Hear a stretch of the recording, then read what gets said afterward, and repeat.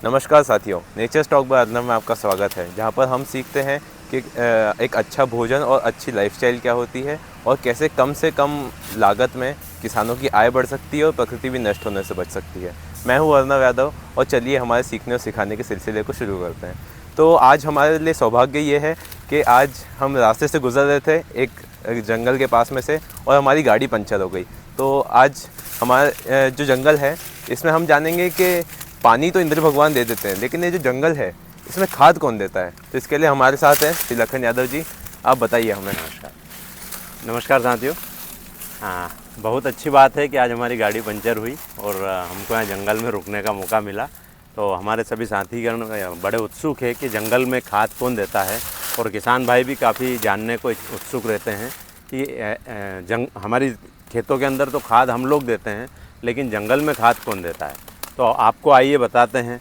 हमारी अपूर्वा जी हैं जो कि MSc एग्रीकल्चर भी करी हुई हैं, और हमारे कविता जी हैं, कविता गंगोले जी, हमारे अमृत के आयुष जी भी है साथ में। तो हम आज आपको बताते हैं कि जंगल के अंदर कैसे भगवान का मैनेजमेंट चलता है, प्रकृति का मैनेजमेंट कैसे चलता है। तो एक्चुअली क्या होता है कि जंगल के अंदर जो खाद देने का काम करता है वो प्रकृति खुद करती है। जैसे आपको ये पेड़ दिख रहा है, ये पेड़ दिखाना भाई साहब, ये पूरा पेड़ जो है अभी सूखा है। क्योंकि हम मई महीने के अंदर खड़े हुए हैं। तो मई महीने में क्या होता है, इन पेड़ों की सारी पत्तियां जो है वो झड़ जाती है। अब ये पत्तियां जब झड़ जाती है तो आप देखिए कि कितना ये बायोमास के रूप में यहाँ पर इकट्ठी हो गई। ये सब जो है ये इन पेड़ों की पत्तियां हैं, है ना। तो ये जो पेड़ों की पत्तियां हैं ये अभी गिर गई। अब ये गिर गई, अब क्या होगा, अभी मई का महीना है। मई के महीने के बाद में यहाँ पर अभी अगले महीने से बारिश गिरना चालू हो जाएगी।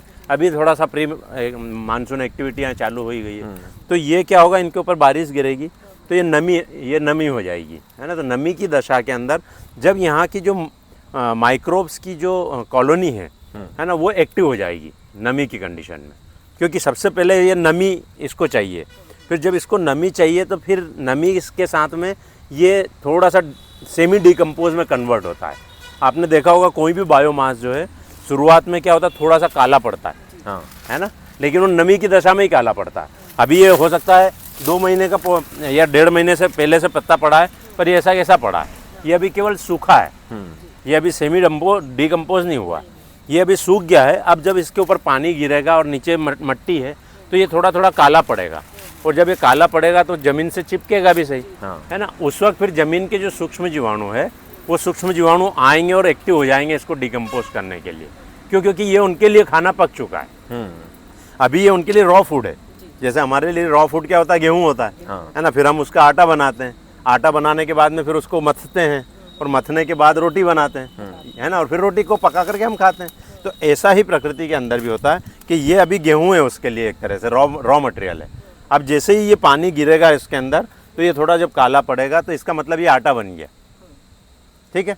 फिर आटा बन गया, उसके बाद ये खाने लायक होएगा जीवाणु उनके लिए, है ना। तो फिर जीवाणु एक्टिव हो जाएंगे और इनको डिकम्पोज करना चालू कर देंगे। अब जब इसको डिकम्पोज करेंगे जीवाणु तो ये उनके लिए क्या हो गया, भोजन हो गया, है ना। तो जो जीवाणु है, सूक्ष्म जीवाणु, जैसे कि हम बातें करते हैं कि यार 1 ग्राम मिट्टी के अंदर, और वाकई में जो जंगल की मिट्टी होती है इसके अंदर अब थोड़ा सा, अभी तो नमी नहीं है, लेकिन जब नमी के अंदर दशा में इसको हम खोदेंगे ना तो इसकी 1 ग्राम मिट्टी के अंदर करीब 300 करोड़ जीवाणु होते हैं। तो इसके अंदर तो हज़ारों टन मिट्टी है जंगल के अंदर, तो है ना। तो वो सारे जीवाणु अभी एक्टिव हो जाएंगे, और एक्टिव हो जाएंगे तो इनको डिकम्पोज करना चालू कर देंगे, मतलब इनको खाना चालू कर देंगे, क्योंकि ये उनके लिए भोजन है, ठीक है। अब इस पत्ते को बढ़ने में आप MSc करी हुई है ना। किसी भी प्लांट को बढ़ने में किस चीज़ की ज़रूरत लगती है, न्यूट्रिएंट्स की ज़रूरत लगती है। मतलब सबसे ज़्यादा उसको फास्फोरस लगेगा बढ़ने में। फिर जब वो मैच्योरिटी पे आता है तो उसको अदर न्यूट्रिएंट्स भी लगते हैं, माइक्रो न्यूट्रिएंट्स की भी ज़रूरत लगते हैं। तो वो सारे माइक्रो न्यूट्रिएंट्स कहाँ पर है भाई, इसमें बढ़ा, इन्होंने फूल पत्ती दिया तो उनके फूल में, पत्ती में, सब में आ गए वो माइक्रो न्यूट्रिएंट्स और न्यूट्रिएंट्स सारे, है ना। ये सारे न्यूट्रिएंट्स अब इस पत्ते के अंदर है ना। इनके फलों में भी थे और इनके पत्तों में भी थे, इनकी टहनियों में भी है, ठीक है ना।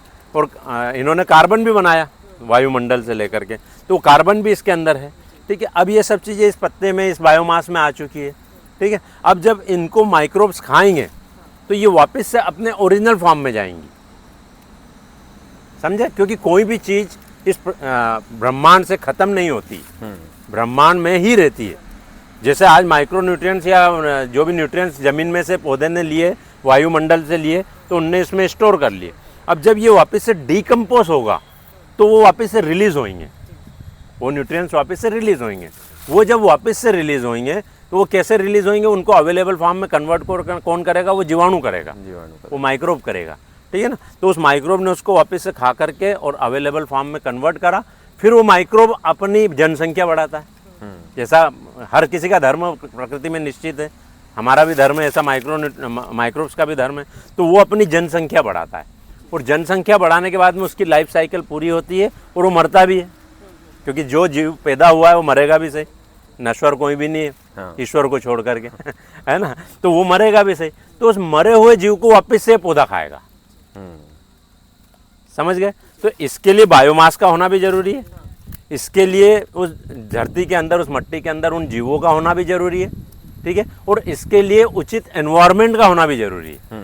हर चीज़ अपने उचित टाइम पर होगी, जब इसमें नमी आएगी, जब ये सेमी डिकम्पोज होगा तभी उनको खाने को मिलेगा। अभी वो डोरमेंसी पीरियड में पड़े हुए हैं जो माइक्रोब्स है मिट्टी के अंदर, लेकिन अभी वो मरे नहीं है, वो डोरमेंसी पीरियड में पड़े हुए हैं, ठीक है। तो ये साइकिल चलता रहता है, फिर वापस से उसमें कन्वर्ट होगा किसमें, पदार्थ में, और पदार्थ को वापस से वनस्पति खाएगी, फिर वनस्पति ग्रो होगी, है ना। उसमें से फल और फूल हम इंसान खाएंगे या पक्षी खाएंगे या दूसरे जीव खाएंगे, और ये वापस से पत्तियाँ और टहनियाँ गिरेगी, वापस से डिकम्पोज होगी, और फिर से वो साइकिल चलता रहेगा। तो इसलिए पॉजिटिव ऊर्जा का भी होना जरूरी है। पॉजिटिव ऊर्जा क्या करेगी, उन जो पदार्थ ज़मीन में वापस आ गए हैं उनको लेकर के और ग्रोथ का काम करेगी, ठीक है। और नेगेटिव ऊर्जा क्या करेगी, ये जो गिरा है इसको वापस से डिकम्पोज होने का काम करेगी, समझे। तो दोनों ऊर्जा का होना भी जरूरी हो गया, करेक्ट। तो इन दोनों ऊर्जा से ईश्वर ने जो है प्रकृति का संचालन करते हैं, है ना। अब हम इंसान जो है भूलवश या अज्ञानतावश क्या करते हैं, हम अपने खेतों में बायोमास जला देते हैं, है ना। आपके किसान क्या करते हैं, फसल अवशेषों को जला देते हैं, ठीक है। तो ये जो अणु इसके अंदर जा चुका है, इतना बहुमूल्य पदार्थ जो इनके अंदर, ये क्या, ये फसलों के अवशेष ही, तो जो इन फसलों के अवशेषों में वो बहुमूल्य पदार्थ जा चुका है, उसको आपने जला करके कार्बन बना करके उड़ा दिया, ठीक है। तो सूक्ष्म जीवाणु भूखे रह गए, उनको खाने को नहीं मिल रहा, ठीक है। धीरे धीरे वो सूक्ष्म जीवाणु क्या करेंगे, खाने के अभाव में मर जाएंगे, है ना। प्लस जब आग लगाते हैं तो आग लगाते तो डोरमेंसी पीरियड में जो जीवाणु पड़े हुए हैं, है ना, कुछ जीव पड़े हुए हैं, कुछ डोरमेंसी में है, कुछ जीवित अवस्था में, कुछ एक्टिव अवस्था में, वो सब भी डैमेज होते हैं, क्योंकि आग से तो जलेंगे ना। हमारे ऊपर कोई, हमारे घर में कोई आग लगा देगा तो क्या हम बचेंगे क्या, बिल्कुल नहीं। तो हम हमारे जो किसान है वो खेतों के अंदर उसमें आग भी लगा रहे हैं, कई सारे तो जंगलों में भी आग लगते देखी गई है। अभी हम देखेंगे रोड के किनारे किनारे गवर्नमेंट भी या फॉरेस्ट डिपार्टमेंट भी क्या करता है, कुछ हद तक जंगलों को जला देता है ना, ताकि वो इसलिए जलाता है, उनका उद्देश्य सही होता है कि वो आग लग करके वो आग पूरे उसमें ना फैले, इसलिए वो जला देते हैं, है ना। लेकिन वो पूरे जंगल को नहीं जलाते हैं। लेकिन कई बार हमने जंगल के जंगल भी जलते हुए देखे हैं, तो वहाँ पर ये नुकसान हो जाता है। इस वजह से वहाँ पर वनस्पतियाँ प्रॉपर ग्रो नहीं कर पाती, और खेतों में तो ये नुकसान हो ही रहा है। अब जब हमने इनका पदार्थों को जला दिया, ठीक है, तो हमको तो फिर रेडीमेड फूड ला करके डालना ही पड़ेगा ना, है ना। अगर हमारे घर में खाना बनाने वाली को हमने जला दिया घासलेट डाल करके तो फिर खाना का क्या करोगे, खाना तो रेस्टोरेंट से ही बुलाना पड़ेगा, होटल से ही बुलाना पड़ेगा। तो यहाँ हम वही कर रहे हैं। तो आपके किसान भाइयों को हम आपके पॉडकास्ट के माध्यम से यही संदेश देना चाहते हैं कि भाई कोई भी व्यक्ति अपने खेतों के इस बहुमूल्य अवशेष को बिल्कुल न जलाए, है ना। ये प्रकृति के द्वारा दिया गया वरदान है, इसको अपने खेतों के अंदर सुरक्षित रखिए। जितना आपका डीएपी और यूरिया और पोटास और जिंक और आयरन ये जितना महंगा है ना, उससे कई गुना ज़्यादा महंगा ये है, क्योंकि उसमें तो लिमिटेड कुछ तत्व है ना। इसके अंदर तो पूरे 108 तत्व है।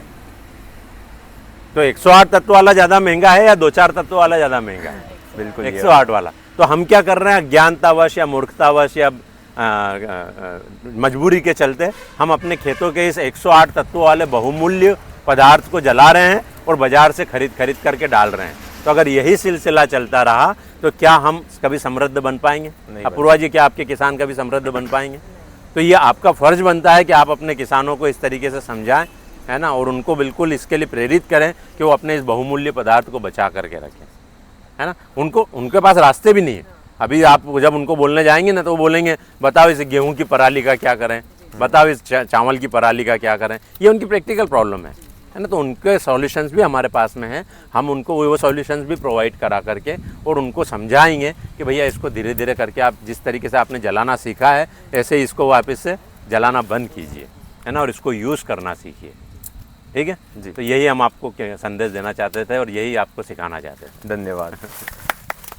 तो देखा आप लोगों ने कि कैसे हम जो अवशेष बचते हैं प्लांट्स के उसको जला देते हैं, जो कि बिल्कुल गलत है। तो अगर वीडियो आपको अच्छी लगी हो तो लाइक करिएगा, और अगर ऐसा ही ज्ञान और लेना चाहते हैं तो सब्सक्राइब करिए ताकि हम और भी ऐसे गेस्ट को बुला सकें। धन्यवाद।